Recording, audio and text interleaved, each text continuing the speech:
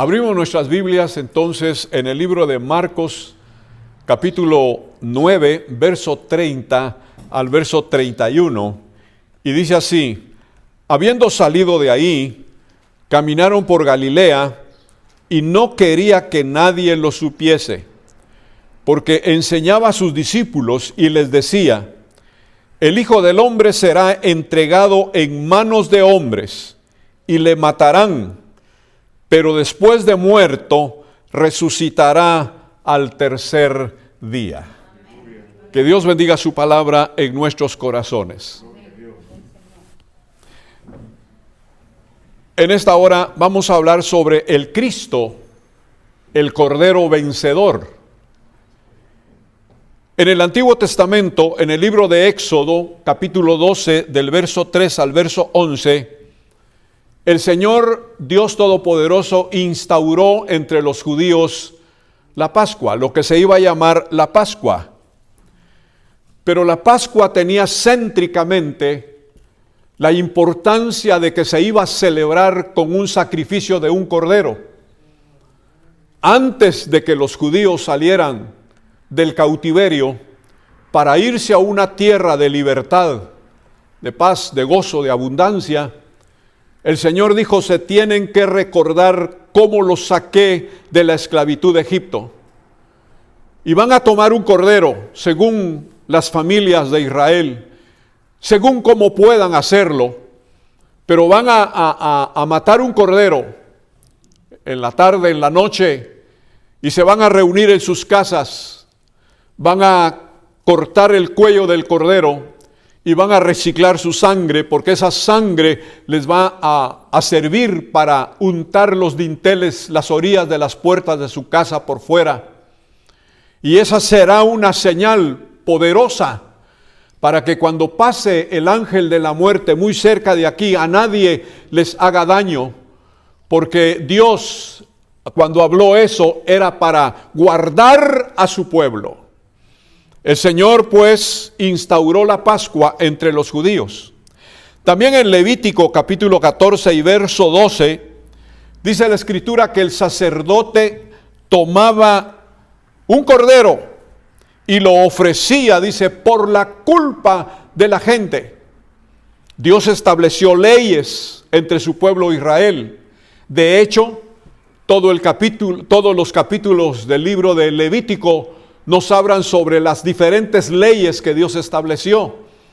Pero el Señor dijo: cuando alguien venga con alguna culpa y quiera ser restituido y quiera ser perdonado, tiene que tomar un cordero sin defecto y sin mancha, y lo debe de traer al sacerdote de Dios para que el sacerdote lo ofrezca en holocausto, para que la persona que venga con culpa sea perdonada.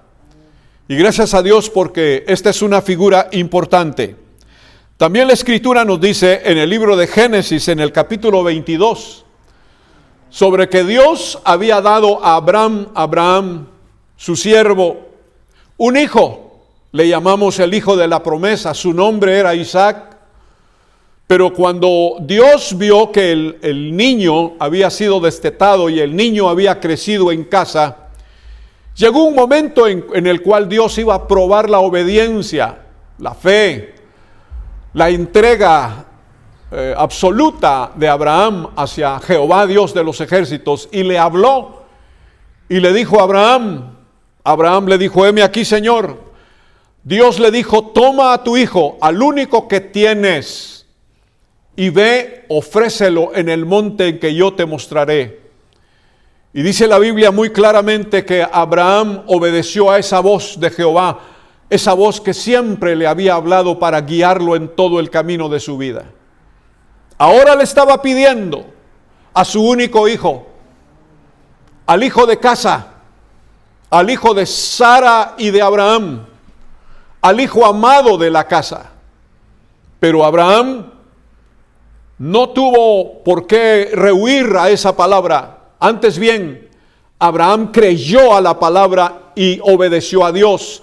Tomó a su hijo y camino de 3 días, dice la Escritura, que fueron y subieron al monte Moria. Y allá en la cúspide del monte, Abraham preparó todo, el altar del sacrificio, la leña, el fuego, las piedras, todo lo preparó. Pero hubo un momento en el cual el hijo preguntó: Padre, todo lo tenemos listo, pero hace falta una cosa, el cordero. Y Abraham le dice a su hijo, a Isaac: Hijo, Dios proveerá su cordero para el holocausto. Y esta es una palabra muy importante. Dios proveerá su cordero para el holocausto. Yo quiero decirles en esta hora que Dios siempre provee para poder resolver los problemas de la humanidad. Estas figuras de las cuales he presentado son tipos, son ejemplos directos acerca de la vida de nuestro Señor Jesucristo. En Lucas capítulo 22 y verso 7, dice la Escritura muy claramente la confirmación de estas figuras antiguas. Los hombres dijeron en la víspera de una Pascua, cuando Jesús vivía en el pueblo de Israel, los hombres dijeron: necesario es el sacrificio del Cordero Pascual. Cuando se iba a celebrar la Pascua, los ancianos, los dirigentes del pueblo de Israel, en el tiempo de Jesús dijeron: es necesario que haya un cordero para celebrar la Pascua. Indudablemente, ese cordero iba a ser Jesucristo, nuestro amado Señor y Salvador.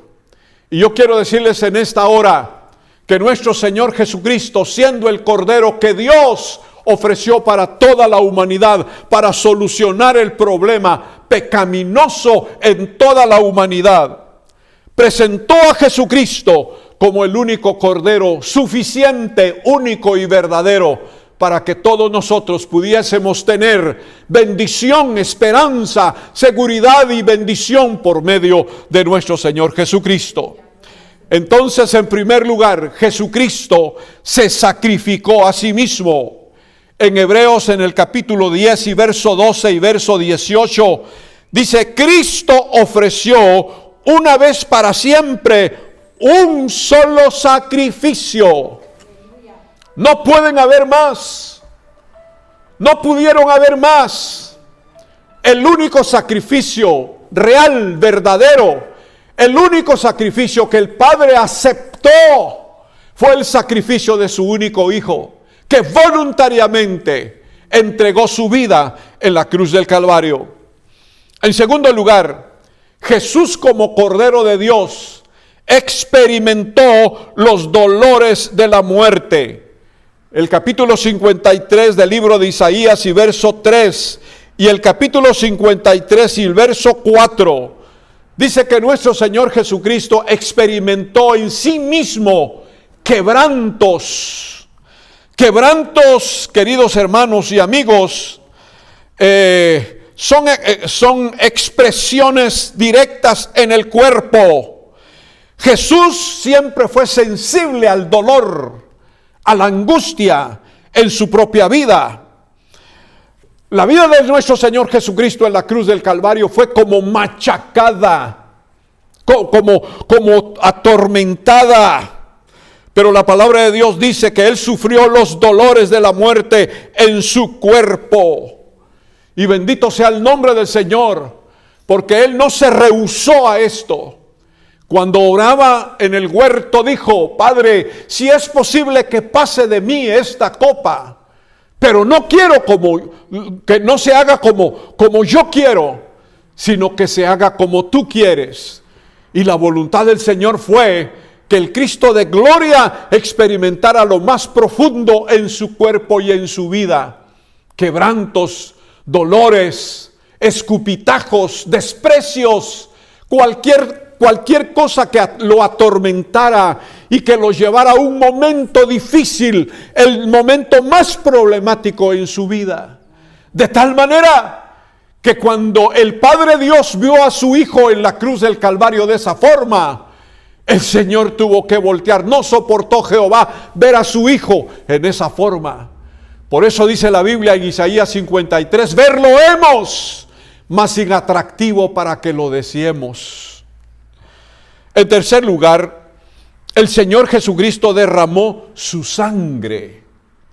El libro de Hebreos, capítulo 9 y verso 14, dice la Escritura que Él derramó su preciosa sangre porque la sangre de Cristo era, es y seguirá siendo sangre divina. Es la única y preciosa sangre que puede limpiar a todo pecador.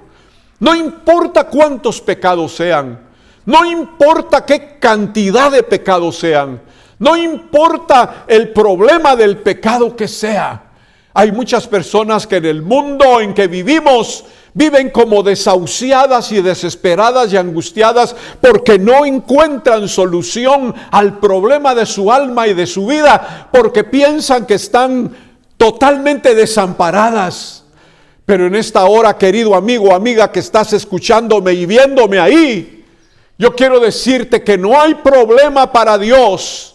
Dios entregó a su Hijo en una cruz. Él derramó su preciosa sangre en la cruz del Calvario para poder ayudarte. Si tú buscas a Jesucristo, si tú conoces a Jesucristo, si tú le entregas tu vida, si tú vienes a Él, a sus pies, y derramas tu corazón delante de Él, dice la Biblia que Él te hará descansar y su preciosa sangre limpiará el pecado de tu vida si tú te arrepientes de todo corazón, de todo lo que has hecho. Y no hay bulto de pecado que no pueda ser perdonado por el Santo Hijo de Dios, porque su sangre preciosa tiene poder para limpiarte.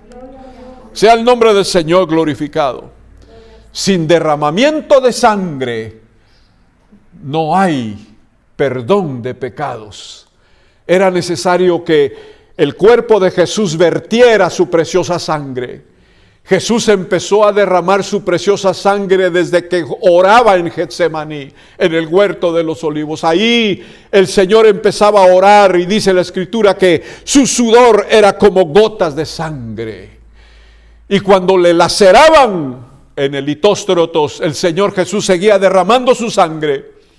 Y cuando fue a la cruz, el Señor derramó totalmente su sangre, de tal manera que cuando el centurión romano introdujo su lanza en su pecho, dice la Biblia que salió del cuerpo del Señor sangre y agua. Queridos amigos y hermanos, qué maravilloso es pensar en Jesucristo. Y en esta hora le damos gloria, honra y alabanza a Él, porque su sangre preciosa sigue vigente para limpiar a todo pecador. En cuarto lugar, dice la palabra del Señor que su cuerpo fue herido. Su cuerpo fue herido. Desde una corona de espinas hasta los clavos en la cruz. Isaías 53:5 dice que su cuerpo recibió todo tipo de heridas. Aquel hombre maravilloso que predicó, que sanó a los enfermos, que liberó a los endemoniados, que se sentó con la gente para explicar su palabra preciosa como pan, como riqueza incalculable para los oídos y el corazón de los que escuchaban. Ese maravilloso Cristo que caminó muchos kilómetros en todo Israel para buscar a la gente perdida. Fue ese Cristo maravilloso que fue tomado por las manos impías.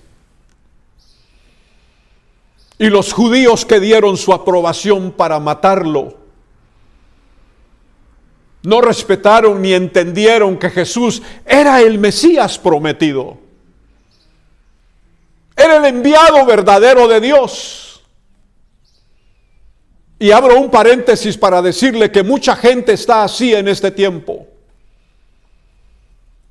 La gente no quiere entender el mensaje del Evangelio, porque el mensaje del Evangelio tiene como centro a Jesucristo crucificado. Y mucha gente no quiere entender. Mucha gente no quiere obedecer al Evangelio. Prefieren el mundo y la vida perdida que la vida preciosa que Dios ofrece a través de su palabra y su evangelio. Mucha gente vive como aquellos judíos y como aquellos romanos en el tiempo antiguo, en que no entendieron que a quien estaban agarrando como un homicida, dice la Biblia, como un delincuente, era nada menos que el Hijo del Dios viviente. Y cuando lo llevaron a la cruz, y en aquella cruz el Hijo de Dios expiró entregando su vida obediente y santa en las manos del Padre. Un centurión romano, al ver todo lo que había acontecido, dijo: verdaderamente, este era el Hijo de Dios. Demasiado tarde. Y hay tanta gente que demasiado tarde le ocurre eso en su vida. Tú has oído del Evangelio, has asistido a un templo, probablemente has leído una Biblia o te han regalado una Biblia. Probablemente algún pastor, evangelista, o un profeta o maestro te ha visitado en casa y te ha entregado el Evangelio. Pero quizás te has negado a Dios y no le has entregado tu vida. Te has negado a Dios y te has corrido de Dios, has huido y te has escondido de Dios. Y te ocurre un accidente y vas al hospital bien enfermo y los médicos te dicen ya no hay remedio y posiblemente pierdas la vida en un instante. Y es ahí donde tu mente y tu corazón dice demasiado tarde.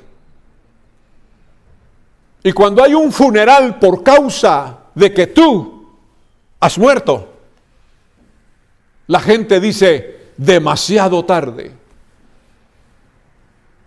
Y Dios dice demasiado tarde. Amigo, amiga, no te tardes en venir a Dios, en encontrarte con Jesucristo, su Hijo amado, porque Él entregó su cuerpo en la cruz del Calvario para ser herido por ti y por mí. Todas las heridas que fueron hechas en el cuerpo del Señor tienen un propósito, tienen un fin, tienen un objetivo.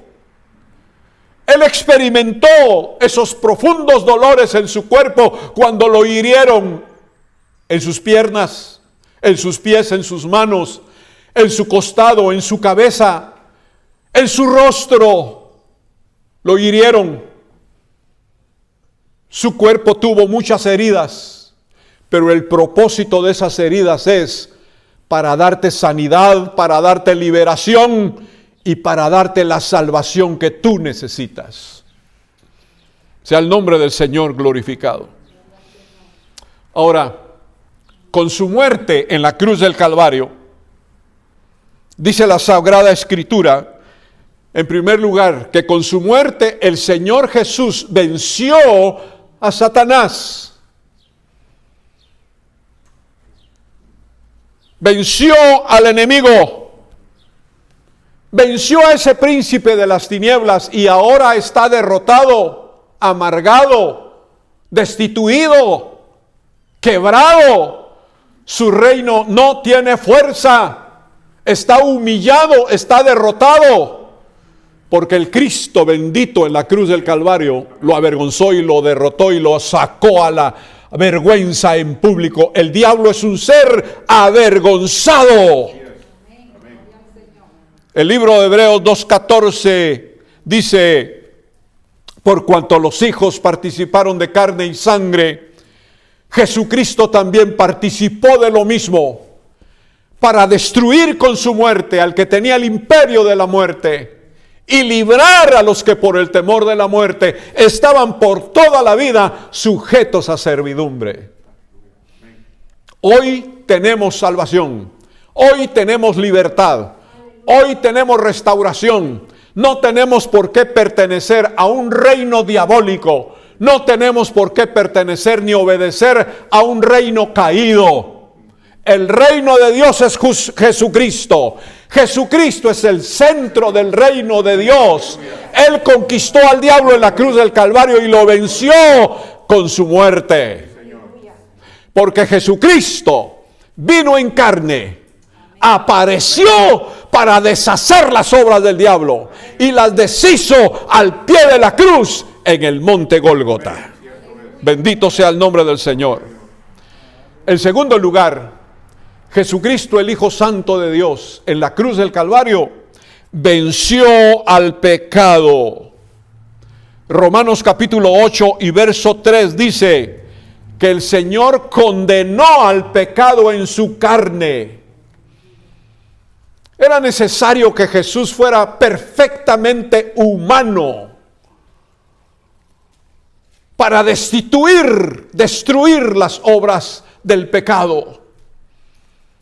El pecado comenzó en la desobediencia de Adán y de Eva y ha permanecido por los siglos en esta tierra, en todos los humanos. Ha permanecido en los corazones de la gente. Pero la palabra de Dios dice que en el tiempo de Dios, Jesucristo vino en carne. Jesucristo apareció como un hombre. Jesucristo vino a su pueblo Israel, buscando al perdido, buscando a la oveja descarriada. Y tú eres tal vez una de esas ovejas descarriadas. Y el Señor Jesús te anda buscando aún en este tiempo, en este siglo XXI. El pecado ya no tiene por qué vivir en ti. Si tú te arrepientes del pecado y te entregas al Señor, el Señor promete perdonar todos tus pecados. Y la Biblia dice echarlos a lo más profundo del mar y nunca más se va a recordar de ellos. No hay pecado tan fuerte que sea que el Señor no pueda perdonar. Gracias damos a Dios porque Jesús venció al pecado en la cruz del Calvario. En tercer lugar, el Señor Jesucristo, como Cordero de Dios, muriendo en la cruz, venció al mundo. San Juan capítulo 16 y verso 33 nos enseña que el Señor venció al mundo. Yo, dijo Jesús, he vencido al mundo. Pero ¿qué significa eso de vencer al mundo? Vencer al mundo significa el valor y la conquista de Jesús en la cruz del Calvario. En la gente desobediente, en la gente ocupada en muchas cosas, en la gente que se olvida de las cosas de Dios y se olvidan que tienen un alma que hay que salvar. Pero Jesús dice en su palabra: si yo fuere levantado, a todos atraeré a mí mismo. Y yo quiero darte la buena noticia. Jesús fue levantado hace más de 2000 años en la cruz del Calvario y ha atraído a muchos, de los cuales nosotros podemos gozar ahora la bendición de decir: no somos un número para Dios. Somos hijos de Dios por la fe en Jesucristo, con esperanza, gozosos y bendecidos, llenos de gracia y amor en nuestra vida, porque Jesús nos redimió en la cruz del Calvario. Jesús conquistó al mundo en la cruz del Calvario. Quiere decir con eso que Jesús conquistó la incredulidad de la gente. A los incrédulos el Señor los conquista también. Jesús conquistó a los rebeldes. Aleluya. Jesús conquistó a los rebeldes. El hombre de por sí es rebelde desde que nace. Pero el amor de Dios, la gracia de Dios, la bondad de Dios es más fuerte que la rebeldía de los hombres. Por eso Dios no nos conquista a la fuerza. Dios no nos conquista por obligación. Dios no subyuga a nadie para decir tienes que venir detrás de mí. No. El Señor nos conquista con su misericordia, con su amor, con su bondad. Él derrama gracia para que nosotros nos acerquemos a Él y le reconozcamos como Señor de nuestra vida. Él conquistó la oposición y el odio de la gente. Cuando el Señor Jesucristo vivía entre los judíos, muchos de ellos no le amaban. Él le recalcó en una oportunidad: ustedes dicen que son hijos de Abraham, pero no me aman. Antes bien, lo odiaban, lo perseguían, se oponían a Él y a su palabra y no entendían el lenguaje del Señor. Y lo llevaron a la cruz del Calvario. Pero en aquella cruz, el Señor Jesús abrió su boca para decir: Padre, perdónalos, porque no saben lo que hacen. Y muchos han creído en Él. Muchos hemos creído en Él. El Señor nos ha conquistado con amor. El Señor nos ha conquistado con su misericordia y su gracia, con su compasión. Se ha acercado a nosotros con cariño y nos da su palabra preciosa para que nuestros ojos sean alumbrados y nuestros oídos y nuestro corazón sean abiertos, porque su palabra contiene el mensaje que nosotros necesitamos oír. Aleluya. Jesucristo, por tanto, en la cruz del Calvario venció al mundo.